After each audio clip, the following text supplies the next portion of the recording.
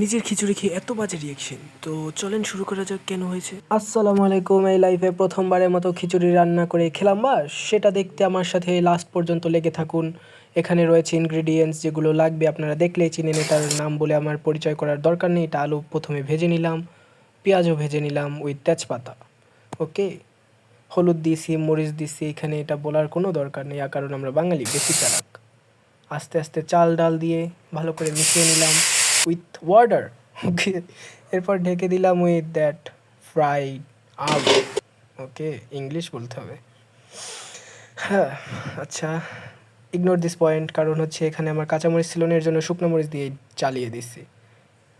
ও মাই god, এটা হচ্ছে মানে মনে রাখার মতো একটা পয়েন্ট, কারণ এর জন্যই আমার সেই লাস্টের রিয়াকশানটা ছিল। কারণ ওটা মশলাটা বেশি হয়ে গেছিলো, যেটা আমি বুঝতে পারিনি যে এত কম দিব না বেশি দিব।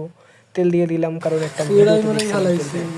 আর এই হচ্ছে সেই মুহূর্ত যেখানে আমি আমার পুরা পানিটাকে টানাই ফেলাইছি, একদম পানি টাইনে গেছে। আর ও আইসা হাসতেছিল। আমি লবণ দিতেও ভুলে গেছি, লবণ দিয়ে নিলাম। এরপরে উঠে নিছি, ডিম ভাজতেছি, কারণ ডিম তো লাগে তাই না খিচুড়ির সাথে।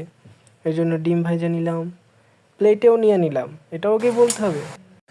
আর ফ্যান মাস্ট বি লাগবে গরমে, এটা বলতে নাই। আর ওর রিয়াকশন নিতে আসছিলাম, ও মুখে নিয়ে হাসে এবং বলল পারফেক্ট। অ্যানিমেল লাভার কেউ আছো নাকি? এই তো খাবার চলে এসেছে। এই ওয়েট, আপনারা কি শুধু খাবারই দেখবেন নাকি আমার রিয়াকশনটা দেখার জন্য এতক্ষণ? এই চলে আসছে সেই বিশেষ মুহূর্ত যার জন্য আমি আপনারা সবাই অপেক্ষা করছি।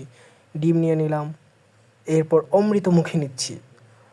ওয়াও, আমার মুখে এত ফ্লেভার বাস্ট হয়েছে যে আমার বলার ভাষা হারিয়ে ফেলেছি। আমি এর জন্য লুকাইয়া কান্না করছি। এই তো মানে আমি বলতে চাইছি যে বেঁচে থাকার জন্য পারফেক্ট এটাই। নিজের হাতে রান্না করছি, এই পর্যন্তই। Bye bye, thank you for watching this video.